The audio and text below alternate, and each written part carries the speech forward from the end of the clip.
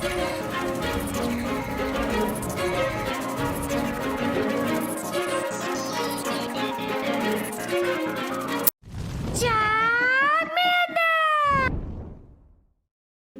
guys, King of Triumphs here. Today we're your judge, your jury, and your analyst, and today I bring to you my top 5 teams for Ultra Premier Cup. Why? Why couldn't you just bring back Ultra Premier Classic? Ultra Premier Cup, for those of you that don't know, XLs are still allowed, it's just Legendary and Mythicals are banned. And it's dumb, because a lot of XLs run this cup. XL run Ultra League Cups are terrible, and arguably one of the reasons why I just don't like playing PvP anymore. I don't want to, I'm busy with life enough to where I don't want to have to play PvP or forced to play it 24/7, especially since I played it, Pokemon Go, the regular game, so that I can get XLs, etc. and grind, especially since I've grinded so hard in the beginning. If I knew back then they were going to release this system, then I would have played harder this time around than the other way around. But yeah, it's just what it is.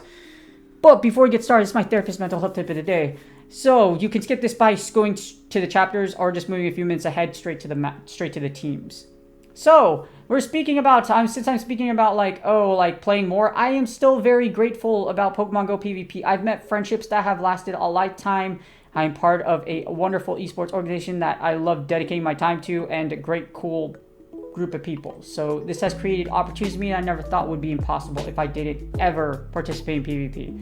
So I'm grateful for it, or just Pokemon Go in general, and PvP, either one, but Pogo more, the regular series. But this is about gratitude. My therapist mental health tip is going to be about gratitude. Being grateful is great, and gratitude and mindfulness go hand in hand. But how do they? So this article is from Psych Central as reviewed. I like using this resource a lot because all of the articles are reviewed by mental health professionals. If you're stuck in a rut, gratitude and mindfulness may help you get out of life and navigate difficult challenges. Being human is hard. You got a lot of stuff going on, and it's almost endless. And it's not uncommon that you go on autopilot and life becomes overwhelming. So how does gratefulness, I just call it gratefulness. So how does being grateful and mindful help? So this great article has a list of things that really give you a great outlook on gratitude and mindfulness. Because when we have a lot of bad things in life, or we don't have what we want in life, we often forget what we do have. The simple things like food, shelter, relationships, friendships, and just being healthy physically and mentally. Those are things we can take for granted when we are going through a hard time. It's even more so true as therapists, because we have to deal with all these heavy things. And even though we have a great career field, a great job where we impact the lives of others, often we forget just how much we impact other people's lives through what we do with our work. Take a look at this article, practice mindfulness and gratitude, and this is my top 5 teams for the Ultra Premier Cup. And without further ado, on Season 12, let's get started. Alright, first off we got Nidoqueen, Walrein, and Scrafty.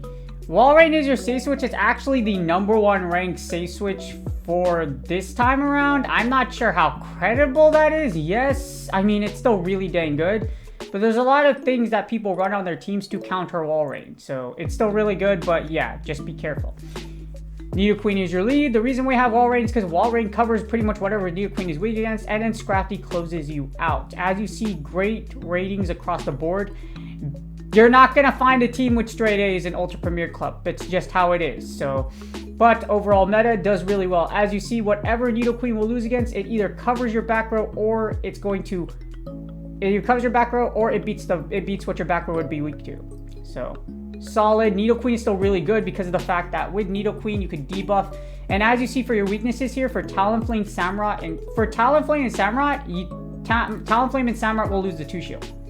So as you see here, Poison Fang is so powerful that in the 2 shield, it just runs through both of its weaknesses. Against Gallade, you might want to be careful a little bit, but as you see, it's not even a bad matchup. Yeah, you'll lose to 1 confusion, but you can you win the 2 shield. That's right. However, just be careful because you still have 8 HP, so it could get farmed down, and then whatever's in the back will destroy you. But there's nothing outright that beats Scrafty and Walrein together, per se. Yeah, Fighter does, but that's my brain's thinking. Fighters are the only issue. Your back row is weak to fighters, so if there's one fighter in the back, you might want to be a little careful. But with that being said, you can send in Walrein and Scrafty and try to chip away at the said fighter. So with shields down, hopefully Scrafty and Walrein, even though there's a fighter in the back, can do enough chip damage to where you can close out the match. Or if it's like an Obstagoon, then you can send in, then you can go ahead and send it, well, you win alignment. But if they send an Obstagoon, you can send in Scrafty, which is the popular Walrein Trev Core Breaker, and then you can have Walrein close out the back row. So solid team, does really well. And if you have Nidoqueen, the only thing is, I know it's Scrafty XL, but unsadly, Umbreon took the back row because Scrafty, there are probably a lot of people out there that have traded for XL Scrafties. Or not many people, but you can get it legitly because of all the events for XL Candy. Next up, we have pretty much the same, two of the same mons from the last team, except you have G-Fisk as a safe switch this time around. Scrafty, Galarian, Stunfisk, and Nidoqueen. G-Fisk is a great safe switch, despite the fact that you lose to fighters, but what happens is if you lose to, you can send a Galarian safe switch, get the fighter in, and then have Nidoqueen farm down. And then send it against Nidoqueens. As you see, a lot of bulk covers a lot, so even though your first two mons are weak to fighters, it's still pretty solid. Scrafty does beat Obstagoon, so that's one of the things where it's like, okay, cool. Because in other instances, other fighters would lose against in other instances, like what I mean here, just because Scrafty, Obstagoon on Obstagoon, that's what I'm trying to talk about. If Obstagoon on Obstagoon is a mirror, that's iffy. But Scrafty with the dark typing is able to beat Obstagoon. It also loves to see Umbreon, so that's why Scrafty is great. As you see, Scrafty does have difficulty against things that Nidoqueen would struggle with. So if you switch the alignment, you can actually win, as you see where it's Scrafty. But it's very iffy, per se.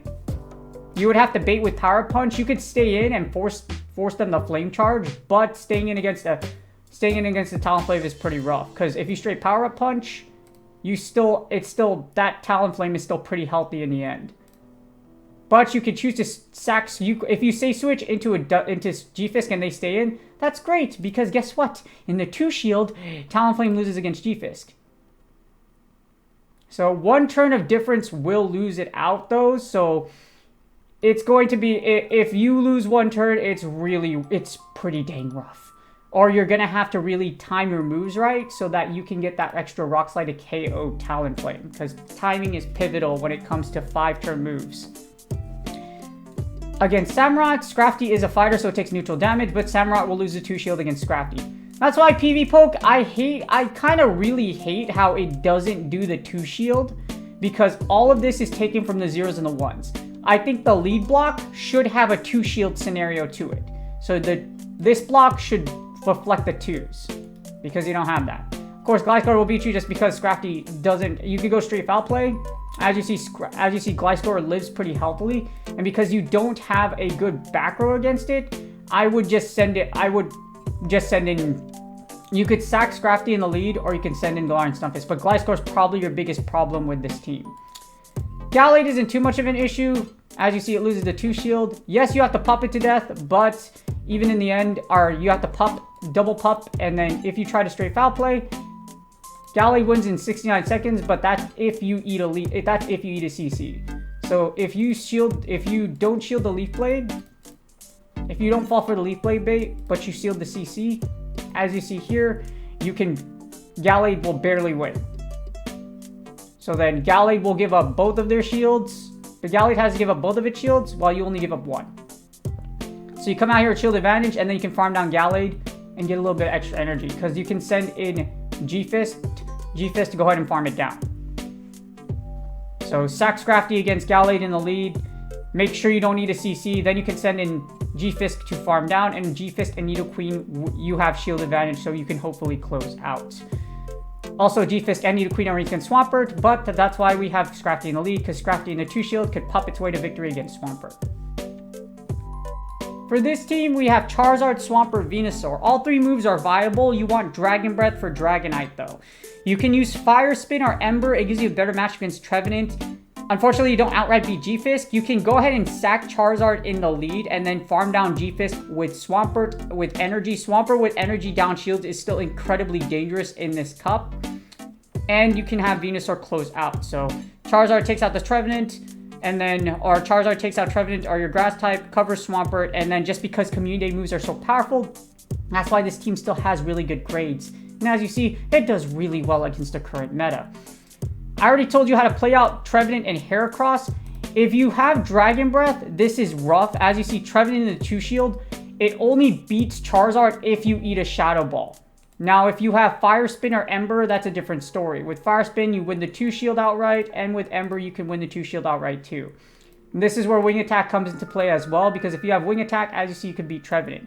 Wing Attack does really well because you take out Trevenant, Heracross, Honchkrow, and you're also to take out Gallade. So Gallade, if you're Dragon Breathing your way to 2-shield, yeah, you'll beat it with Dragon Breath, but there's justification for Wing Attack. As you see, Wing Attack gives you that great opportunity against fighters, Trevenant, and anything that would otherwise be neutral. However, with that being said, with Wing Attack against G-Fist, that's something that drops out for you. And if you do happen to see a Galvantula, that's bad. However, with Wing Attack, with Dragon Breath, you beat all dragons. Just because you beat all dragons. So there's justification. Just make sure you know which matchups, whichever version of your Charizard beat, and this budget team will do very well for you. This is the best budget team, and I do fully intend on using it once again in showcasing in content because it really is that good for those of you that are strapped on a budget, but you are able to use these Community Day moves to your advantage. Next, I have one of two ABB teams, Swampert, Double Poison, Drapion, and Nidoqueen. Even though this doesn't have a lot of coverage and bulk Double Poison, I saw running around for Ultra Premier Cup last time, and it was actually pretty interesting. But Swampert Shadow is still incredibly powerful. Drapion and Nidoqueen covers Swampert with those grass types, and with the ability, Shadow Drapion is a really dang good safe switch. So if you have Shadow Drapion, it's a really dang good safe switch. Your only issue is wall rain, just because it does technically beat your entire team. As you see in the if you're in the 2-shield scenario, it's a little rough. Because if you don't get the debuff, even if you don't get the debuff, if you get Earthquake, obviously you lose. But you just have to do as much chip damage as humanly possible against Wall Rain, and hopefully Swampert and Nidoqueen can close the match out for you. But outside of Water types outside of Wall Rain and other types giving you a hard time, what you'll have to do is try to Earthquake through shields with Swampert if you can to try to win that matchup. Or you just sack Swampert outright or safe switch into Drapion. So safe switch into Drapion safe switch is really good. But it's a Shadow, that's the problem. And unless you've been trading XL candies, unfortunately, Drapion XL is just really inaccessible. And then Nidoqueen closes out. There's a reason why the poison typings in Drapion and Nidoqueen are so safe in this meta, because a lot of the overall meta is very, very strong against water types. So Dragonite strong against water. Dragonite, you have Dragonite, Trevenant. Trevenant loves to see water types. This is why we have Double Poison to cover Trevenant, because Drapion and Nidoqueen do really well against Trev.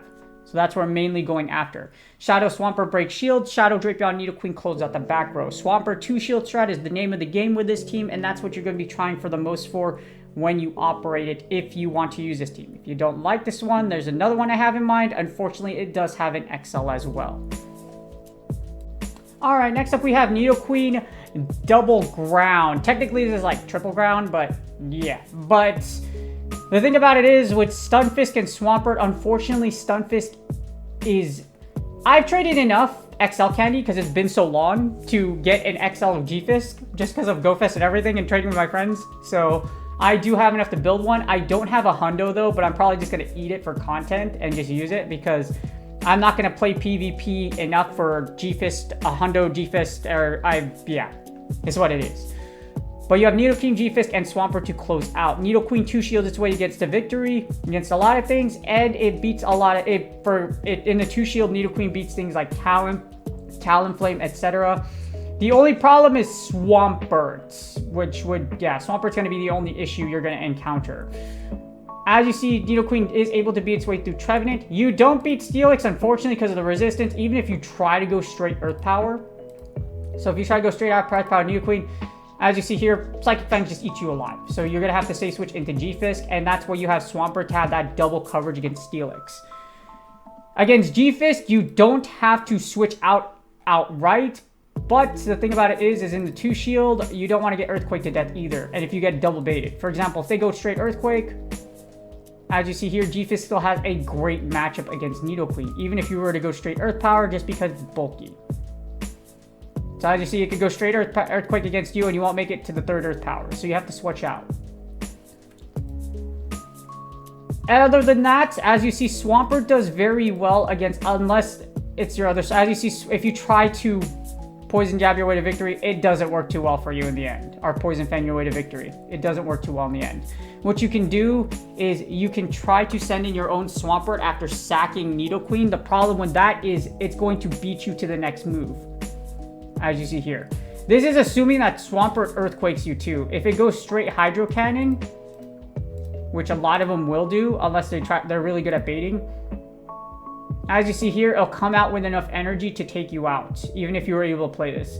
So, if you set... Ideally, what you want to do if you see a Swampert in the lead is mirror your own Swampert and hope that they stay in. Or that you get enough energy on Nidoqueen and G-Fist to take out Swampert in the back. So, but other than that, it still does really well against a whole bunch of different combinations. You can use Nidoqueen's 2-shield ability and the Poison Jab to set up G-Fisk and Poison Fangs to set up G-Fisk and Swampert to close out and just do heavier damage with Rock Slides or Hydro Cannons. Solid team. I already told you how to play Nidoqueen against all these other combinations here. And G-Fisk is able to send... G-Fisk is an incredibly powerful safe switch just because Rock Slide still does a ton of damage. It's really bulky, and outside of seeing a Swampert in the lead or a fighter, it can still do a decent amount of chip damage with Earthquake. And like I mentioned with Rock Slide already. And that's game. I hope y'all enjoyed the video. Again, well, I didn't say this, but I apologize for this coming out for so long. Usually I'll release top teams, my teams like 2 days before the cup comes out, but I've just been really busy. So I'm going, with the holidays coming up, as therapists we get busier because notes are due, progress notes are due, care plans and all this other paperwork we have to do is due, and I'm also a wrestling coach now. So yes, I know I haven't been streaming and I apologize for that, but I love being a wrestling coach and I'm glad I'm back into that. It's great for my mental health, and I really love working with kids and teaching them how to fight.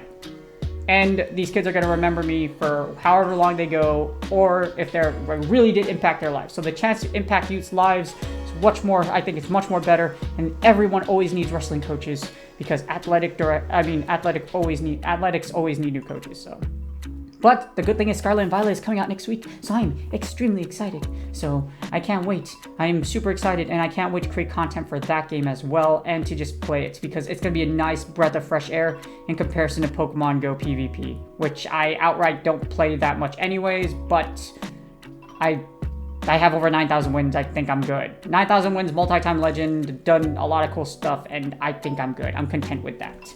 Just like my therapist mental health tip. Y'all remember that. Do me a huge favor. Please like, subscribe, and comment for YouTube algorithm. I hope y'all are enjoying your season. Hopefully for those of y'all that made Legend, I really hope you have made it, and the ones that really want, I hope you get there despite everything still broken. And good luck on your Go Valley sets, and I will see y'all on the next video.